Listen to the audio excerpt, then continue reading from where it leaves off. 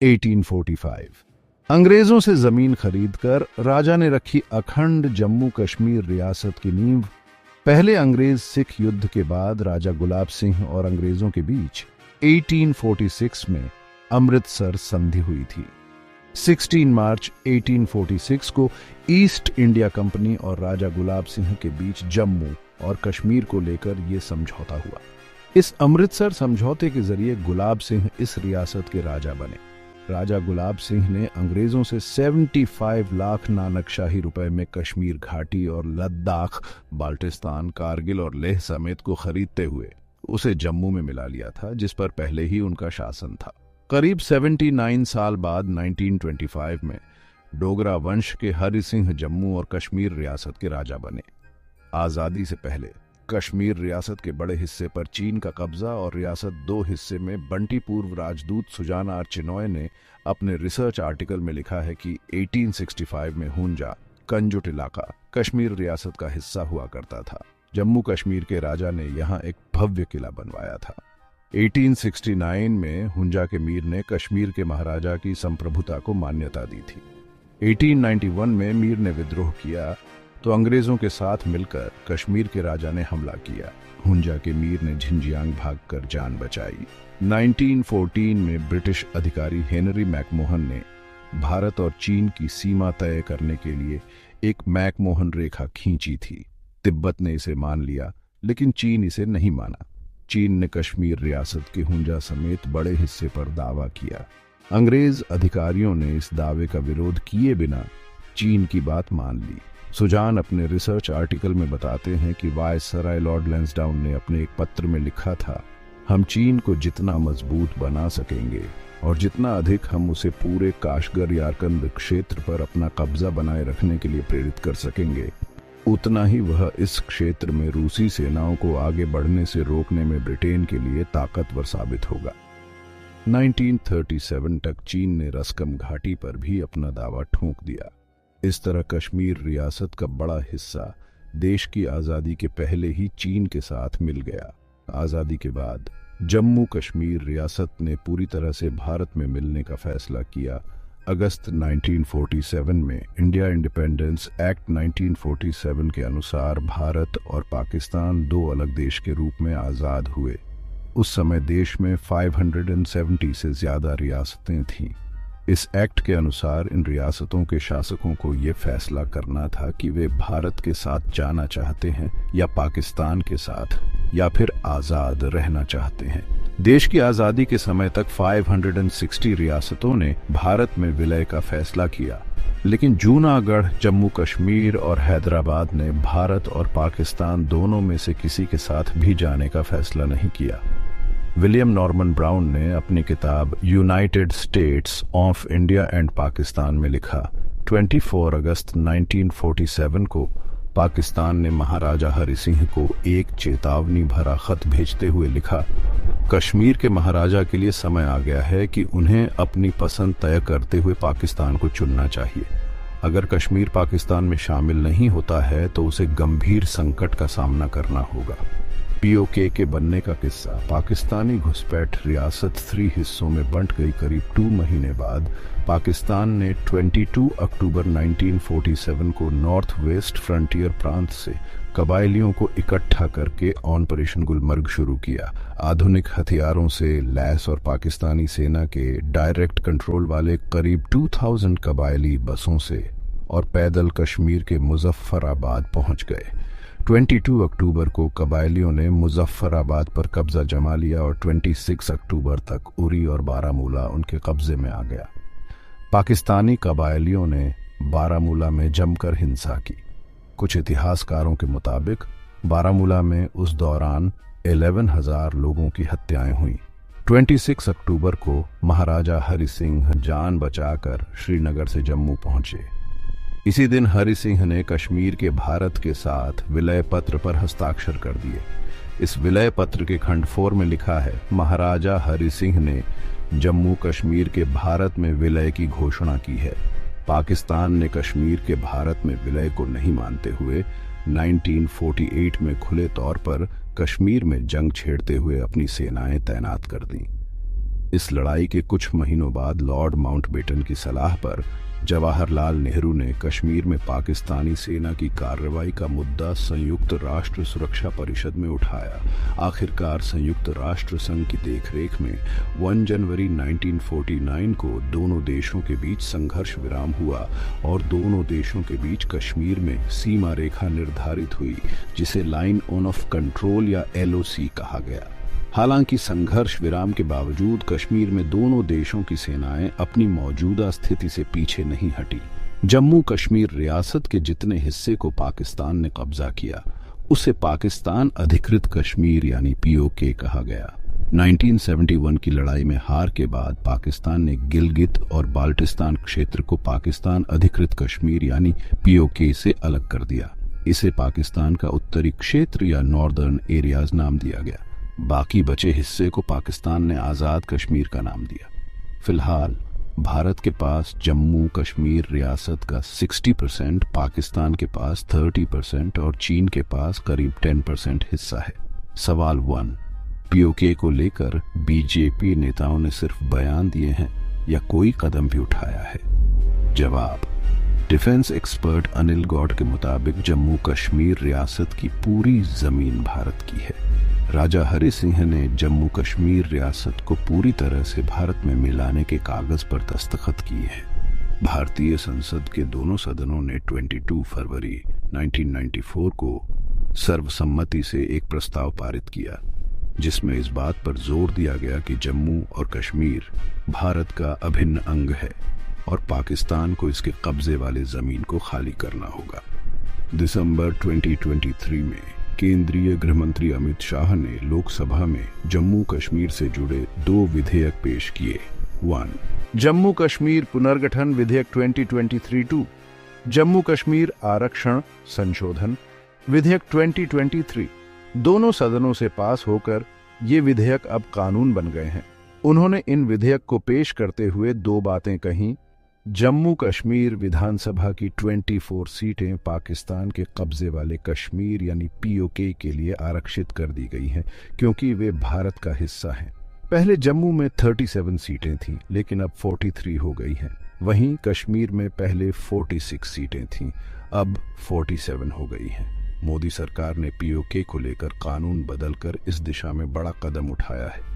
अगर सरकार इससे आगे कोई प्लान बनाती भी है तो उसे सार्वजनिक नहीं किया जा सकता। सवाल 2, POK को अगर BJP अपने विधानसभा चुनाव के घोषणा पत्र में शामिल करती है तो इसके क्या मायने होंगे? जवाब, पॉलिटिकल एक्सपर्ट रशीद किदवई के मुताबिक राम मंदिर, आर्टिकल 370 और CAA के बाद अब POK को घोषणा पत्र में शामिल कर BJP ये मैसेज देना चाहती है कि पार्टी मजबूती से अपने एजेंडे पर आगे बढ़ रही है।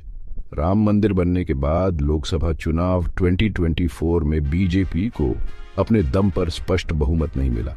इससे कार्यकर्ताओं का मनोबल कमजोर हुआ है। अब एक बार फिर अगर POK के मुद्दे को BJP अपने घोषणा पत्र में शामिल करती है तो इससे कार्यकर्ताओं का मॉरल बूस्ट होगा। हालांकि विधानसभा चुनाव में इस मुद्दे पर BJP को जम्मू इलाके में भले ही सफलता मिल जाए, लेकिन कश्मीर में इसका ज्यादा असर नहीं होने वाला है। डिफेंस एक्सपर्ट मनोज जोशी के मुताबिक यह सिर्फ एक राजनीतिक जुमला लगता है। हकीकत में ऐसा करना बेहद मुश्किल है। हमें समझना होगा कि भारत POK को मिलाएगा तो सिर्फ वहां की जमीन नहीं, वहां के लोग भी भारत का हिस्सा होंगे, क्योंकि वहां रह रहे लाखों लोगों को वहां से निकालना संभव नहीं होगा। पाकिस्तान के हिस्से वाले कश्मीर के लोगों की एथनिसिटी अलग है, वहां के लोगों की भाषा और रहन सहन अलग है। ऐसे में हर चीज बंदूक की ताकत पर नहीं हो सकती है। भारत के लिए POK को मिलाना आसान नहीं है, जब तक कि वहां के लोग भारत में मिलना नहीं चाहें। सवाल 3, क्या POK को भारत में मिलाना संभव है? जवाब, डिफेंस एक्सपर्ट JS सोढ़ी के मुताबिक POK को दोबारा भारत में मिलाना 4 वजहों से बेहद मुश्किल है। 1, भारत को 2 मोर्चों पर जंग लड़नी होगी। चीन CPC प्रोजेक्ट के तहत पाकिस्तान के ग्वादर पोर्ट से लेकर चीन के काशगर शहर तक के लिए एक हाईवे बना रहा है। 15 साल में 3000 किमी लंबे हाईवे के साथ रेलवे लाइन और पाइपलाइन नेटवर्क पर चीन 65 बिलियन अमेरिकी डॉलर खर्च करने की तैयारी कर रहा है। चीन अपने इन पैसों को यूं ही बर्बाद नहीं होने देगा। ऐसे में किसी हमले की स्थिति में चीन सीधे जंग में हिस्सा ले सकता है। 1. पाकिस्तानी सेना की तैयारी। पाकिस्तानी सेना 3 जंग भारत के साथ लड़ चुकी है। वह अपने संसाधनों के हिसाब से पूरी तरह से अगली जंग के लिए तैयार है। उसे यह भी उम्मीद है कि भारत से जंग की स्थिति में चीन उसका साथ देगा। 2. पहाड़ी जंग। सेना के ट्रेनिंग के दौरान बताया जाता है कि मैदानी इलाके में जंग के लिए जाते हैं तो अटैकर वर्सेस डिफेंडर का रेशियो 3:1 होता है, जबकि पहाड़ पर यही रेशियो 9:1 का होता है। इसका मतलब ये हुआ कि ऊंचाई पर बैठे एक पाकिस्तानी जवान के लिए 9 भारतीय जवान तैनात करने होंगे। भारत और पाकिस्तान के बीच जंग हुई तो कश्मीर की पहाड़ियों पर होगी। ऐसे में भारत को काफी ज्यादा फौज और गोल बारूद लगाना होगा। 3. पीओके का डेमोग्राफिक चेंज। 1947 के बाद पाकिस्तान को यह पता था कि पीओके के लिए भारत कभी भी जंग की शुरुआत कर सकता है। इसकी तैयारी पाकिस्तान ने पहले ही कर रखी है। इस्लामाबाद ने 1984 में पीओके के गिलगित बाल्टिस्तान में स्टेट सब्जेक्ट रूल को खत्म कर दिया। इसके बाद वहां पाकिस्तान के किसी दूसरे हिस्से का नागरिक जमीन खरीद सकता है। इसका परिणाम यह हुआ कि पीओके की डेमोग्राफी पहले से काफी बदल गई है। अब पंजाबी मुसलमानों की बड़ी आबादी यहां रहने लगी है, जो पाकिस्तान सरकार के लिए वफादार है। सवाल 4. पीओके भारत के लिए रणनीतिक तौर पर कितना अहम है? जवाब, डिफेंस एक्सपर्ट एस सोढ़ी का कहना है कि पीओके अपनी बाउंड्री अफगानिस्तान के साथ शेयर करता है। अगर ये हिस्सा भारत में मिल जाता है तो भारत सड़क मार्ग के जरिए अफगानिस्तान तक पहुंच सकता है। इससे सेंट्रल एशिया के देशों जैसे ताजिकिस्तान जैसे नेचुरल गैस और प्राकृतिक संसाधनों से भरपूर क्षेत्रों तक भारत की पहुंच होगी। यह क्षेत्र रणनीतिक तौर पर इसलिए भी अहम है क्योंकि चीन की पाकिस्तान के ग्वादर पोर्ट तक पहुंच आसान हो गई है। पीओके में चीन सीपीईसी प्रोजेक्ट बना रहा है। इस जगह से चीन आसानी से भारतीय नेवी पर नजर रख पाएगा। अरब सागर में भारत की हर गतिविधि को चीन देख पाएगा। यही वजह है कि चीन ने न्यूक्लियर सबमरीन ग्वादर पोर्ट के करीब तैनात किए हैं। ऐसे में अगर ये हिस्सा भारत में मिलता है तो हम चीन और पाकिस्तान के इस मंसूबे को फेल कर सकते हैं। साथ ही भारतीय सेना सभी ऊंचाई वाली जगहों पर तैनात होगी। ऐसे में जंग की स्थिति में हम दूसरों पर हावी रहेंगे। सवाल 5. 2 मोर्चे यानी चीन और पाकिस्तान से एक साथ अगर जंग हुई तो भारत कितने दिन फुल स्केल जंग लड़ सकता है? जवाब, जेएस सोढ़ी के मुताबिक भारत अगर पीओके को लेकर कोई भी कदम उठाता है तो निश्चित रूप से चीन भी पाकिस्तान के साथ उस जंग में शामिल होगा। भारतीय थल सेना के अध्यक्ष रहे जनरल MM नरवणे ने अगस्त 2023 में एक आर्टिकल में लिखा था कि भारत के लिए 2 मोर्चे पर जंग जीतना काफी मुश्किल है। जंग लड़ने की तैयारी के मामले में चीन हमसे 3 दशक आगे है। हमें अगर पीओके को लेना है तो सैनिक तैयारी को तेज करना होगा। इसके लिए सबसे पहले हमें रक्षा बजट को बढ़ाकर जीडीपी का 3% करना होगा। दुनिया का कड़वा सच है कि ताकत पैसे से आती है। 2018 में बीजेपी नेता BC खंडूरी के नेतृत्व वाली डिफेंस पार्लियामेंट्री कमेटी ने अपनी रिपोर्ट में कहा था कि हमारी तीनों सेना के पास गोला बारूद की कमी है। इस कमेटी ने कहा था कि 10 दिनों तक फुल स्केल वॉर के लिए भी हमारी सेना के पास सामान नहीं है। तुरंत सेना को फंड दिए जाने की जरूरत है। कुछ साल पहले 40 दिन तक फुल स्केल वॉर के लिए सरकार गोला बारूद जमा रखती थी, फिर उसे घटाकर 10 दिन किया गया। कुछ समय पहले सरकार ने इसे बढ़ाकर 15 दिन करने की मंजूरी दी है। वहीं मनोज जोशी कहते हैं कि भारत अगर कभी पीओके के लिए पाकिस्तान पर हमला करता है तो मुझे नहीं लगता है कि चीन इसमें हिस्सा लेगा। चीन का भले ही पीओके में इन्वेस्टमेंट हो, लेकिन वो इतना भी नहीं है कि चीन को जंग तक ले जाए। चीन में हर चीज कैलकुलेटेड होती है। हालांकि ये जरूर है कि अगर भारत और चीन में जंग होती है तो पाकिस्तान भी इस जंग में चीन की ओर से हिस्सा लेने की कोशिश करेगा। जहां तक भारत और पाकिस्तान के बीच फुल स्केल वॉर की बात है तो दोनों देशों के पास परमाणु हथियार हैं। ऐसे में अगर जंग की शुरुआत होती है तो इसका आखिरी अंजाम परमाणु युद्ध ही होगा, जो फिलहाल कोई देश नहीं चाहेगा। सवाल 6, क्या सच में सरकार ऐसा कोई फैसला ले सकती है? जवाब, डिफेंस एक्सपर्ट JS सोडी कहते हैं कि मुझे नहीं लगता है कि भारत अभी ऐसा कोई बड़ा फैसला ले सकता है। ये 1-2 साल नहीं बल्कि कई सालों का प्लान होता है। 1971 की बांग्लादेश जंग भारत ने सिर्फ 13 दिन में जीत ली थी। इसकी एक मुख्य वजह यह थी कि वहां की पूरी आवाम भारत के साथ थी। अगर वहां की जनता भारत के साथ नहीं होती तो सेना कितनी भी मजबूत होती, जंग आसानी से खत्म नहीं होती। इसे ऐसे समझ सकते हैं कि पिछले 6 महीने से दुनिया की सबसे ताकतवर इजरायली सेना लड़ रही है, लेकिन वह छोटे से गाजा पट्टी पर कब्जा नहीं कर पाई है। रूस यूक्रेन के सिर्फ उस डोंबास इलाके को जीत पाया है जहां रूस समर्थक लोग रहते हैं। बाकी के हिस्से में आगे बढ़ने के बाद भी रूसी सेना को वापस लौटना पड़ा।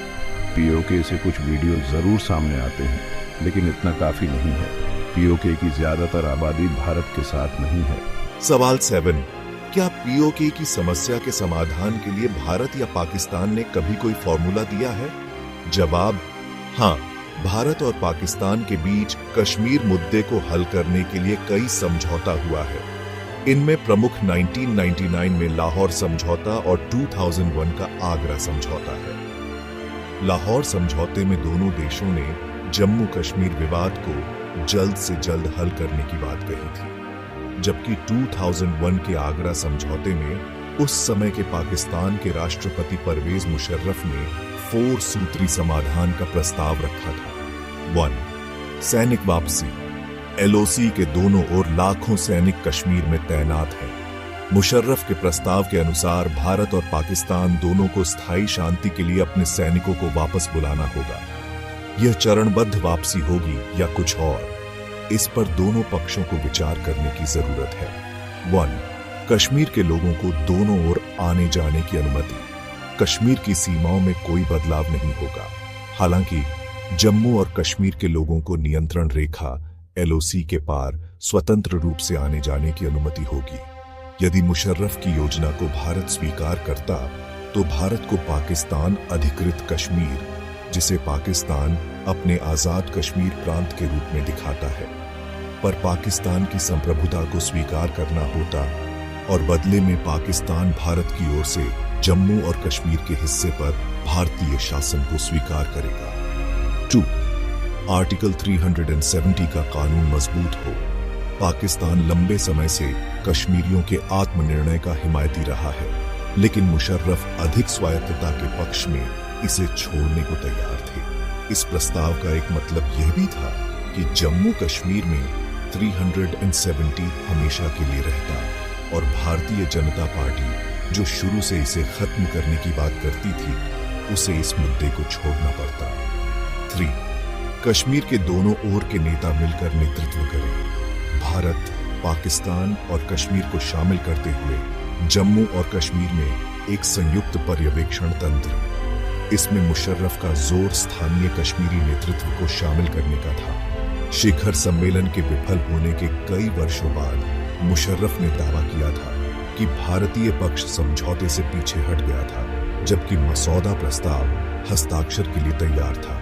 मुशर्रफ ने 2004 में एक कार्यक्रम में कहा था, मुझे बताया गया कि भारतीय कैबिनेट ने अपनी मंजूरी देने से इस पर इनकार कर दिया था। उस समय के उप प्रधानमंत्री लालकृष्ण आडवाणी ने अपनी किताब माई कंट्री माई लाइफ में लिखा है कि जनरल मुशर्रफ ने मेरा नाम तो नहीं लिया था, लेकिन इशारा मेरी तरफ था कि मैंने आगरा शिखर वार्ता को असफल कर दिया। अटल बिहारी वाजपेयी ने मुशर्रफ के बयान को सरासर झूठ बताया और कहा कि उनका अड़ियल रवैया कश्मीर में आतंकवाद को आजादी की लड़ाई साबित करने की कोशिश ही आगरा समझौते को विफल करने में अहम साबित हुई।